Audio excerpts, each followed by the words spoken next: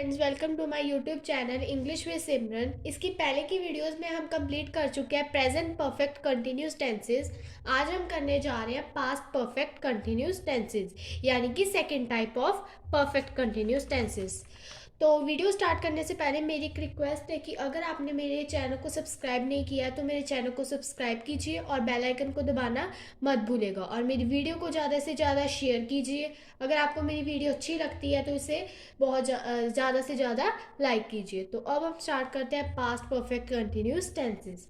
तो सबसे पहले समझते हैं, अगर हमने किसी चीज़ को पढ़ना है तो सबसे पहले हमें उसकी आइडेंटिफिकेशन यानी कि उसका पता होना चाहिए कि कहाँ से, किन वर्ड से हमें पता चलता है कि ये इस बात को इंडिकेट कर रहा है। ठीक है, तो इससे हम सबसे पहले समझेंगे कि पास्ट परफेक्ट कंटिन्यूस टेंसेस में होता क्या है कि जिससे उन्हें पास्ट परफेक्ट कंटिन्यूस टेंसेस कहते हैं।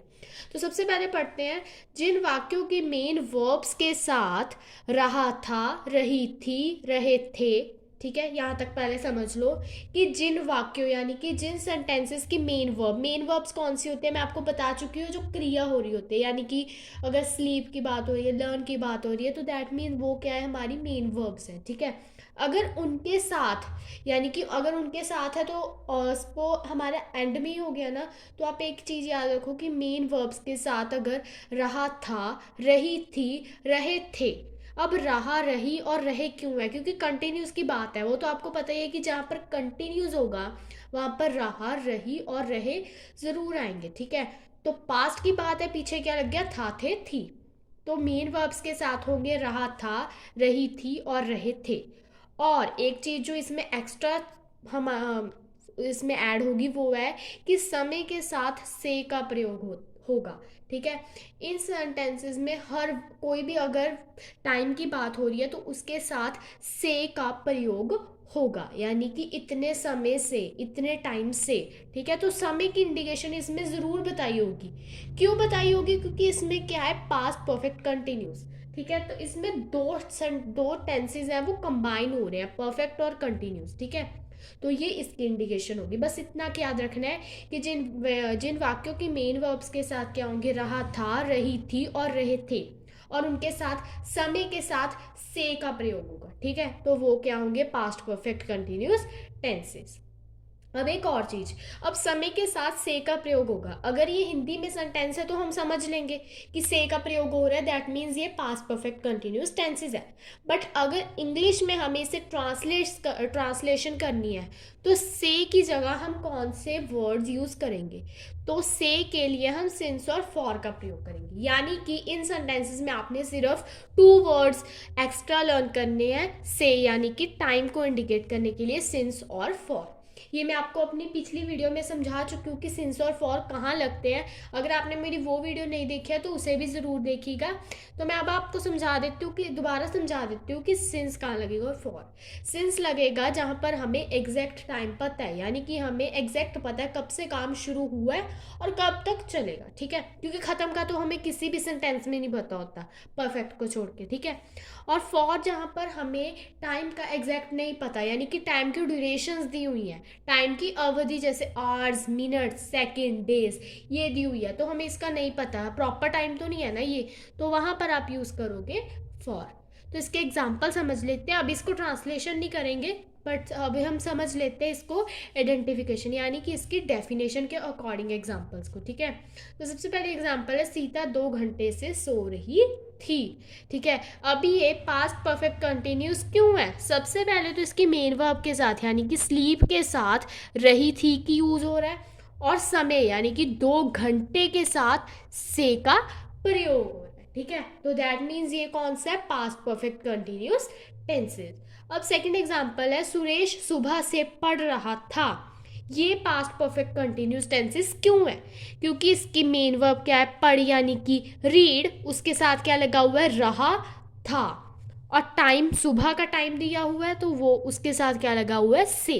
दैट मीन्स आइडेंटिफिकेशन के अकॉर्डिंग इस सेंटेंसेस में सब कुछ है, तो इसका मतलब ये पास्ट परफेक्ट कंटिन्यूस टेंसेस की बात हो रही है। ठीक है, तो इसमें बस आपने यही याद रखना था, इसके आइडेंटिफिकेशन, और मैंने आपको इसके एग्जांपल्स भी बता दी दो, जिससे आपको पूरी तरह क्लियर हो गया कि क्यों ये past perfect tenses, past perfect continuous tenses क्यों है। ठीक है। तो इसकी होती है 3 टाइप्स, हर सेंटेंसेस की 3 टाइप्स ही होती हैं, अफर्मेटिव, नेगेटिव एंड इंटेरोगेटिव। तो सबसे पहले हम समझते हैं अफर्मेटिव सेंटेंसेस। तो सबसे पहले समझते हैं हम अफर्मेटिव सेंटेंसेस का रूल क्या है। तो अफर्मेटिव सेंटेंसेस का रूल समझने से पहले मैं आपको एक चीज़ बता दूं जो मैं हर वीडियो में बताती हूँ जब भी हम टेंसेस स्टार्ट करते हैं, कि इनमें हेल्पिंग वर्ब्स कौन सी यूज़ होंगी। ठीक है। तो इसमें पास्ट परफेक्ट कंटिन्यूस टेंसेस में जो हमारी हेल्पिंग वर्ब है वो है हैड बीन। ठीक है, दैट्स इट, बस इतना की याद रखना है आपने। और सिंस और फॉर का मैं आपको बता चुकी हूँ कि टाइम के आगे लगाना है और ऑब्जेक्ट के बाद लगाना है। ठीक है, तो वहाँ पर सिंस और फॉर लगेगा।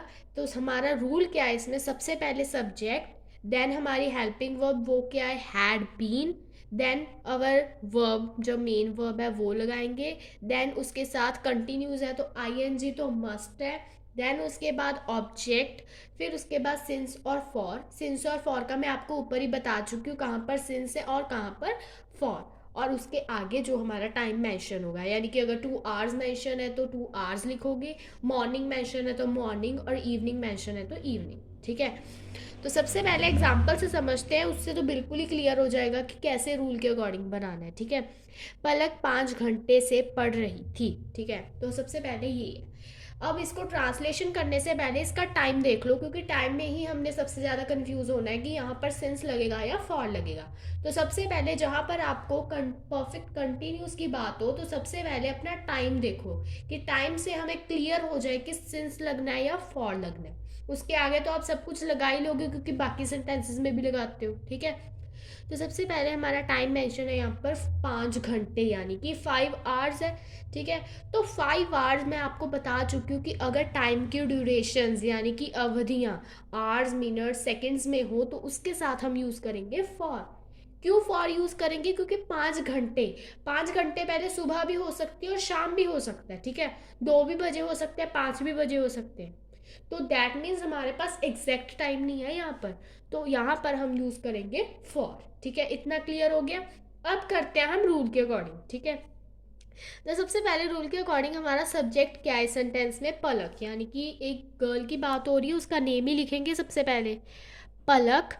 उसके बाद हमारी हेल्पिंग वर्ब है हैड बीन, और उसके बाद अब इसमें देखो कि मेन मतलब मेन वर्ब क्या है, क्रिया क्या हो रही है इसमें, पढ़, यानी कि क्या हुआ, रीड या स्टडी। तो आप यहाँ पर रीड यूज़ करोगे वर्ड। ठीक है, रीड लगा लिया। और कंटिन्यूस की बात है तो आईएनजी तो भूल ही नहीं सकते, वो तो लगना ही लगना। ठीक है, देन उसके बाद हम पहले ही देख चुके हैं कि जो 5 आवर्स है वो हमारा एग्जैक्ट टाइम नहीं है, तो दैट मीन्स हम उसके साथ क्या यूज़ करेंगे, फॉर। उसके बाद हमारा टाइम कितना मेंशन है, 5 घंटे, यानी कि 5 आवर्स।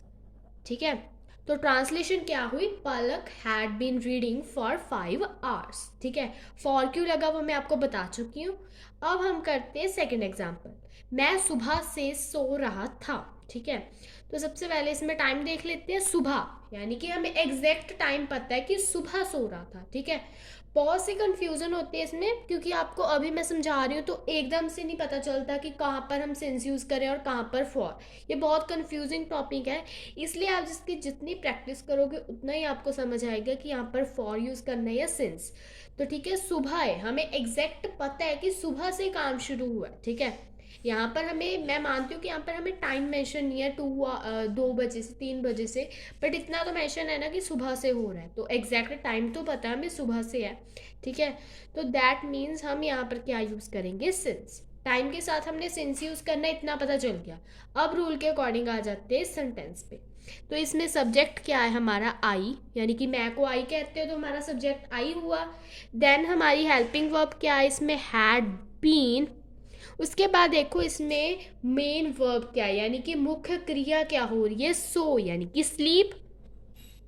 ठीक है, मेन वर्ब के साथ क्या लगाना है, आईएनजी।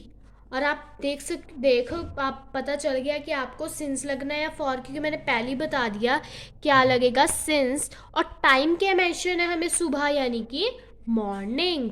ओके, तो हमारी ट्रांसलेशन क्या हुई इसकी, I had been sleeping since morning. ठीक है, तो अफर्मेटिव सेंटेंसेस के रूल में हमने समझा subject plus had been plus our main verb, and with our main verb we use ing because of the continuous tenses, then our object, and then since, for, our two verbs with time, since for exact time and for duration of times like hours, minutes, seconds, etc.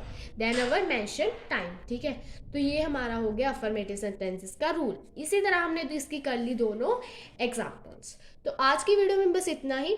आज की video में हमने किए past perfect continuous tenses के explanation और उसके affirmative sentences. तो इसकी अगली वीडियो में हम करेंगे नेगेटिव एंड इंटेरोगेटिव सेंटेंसेस.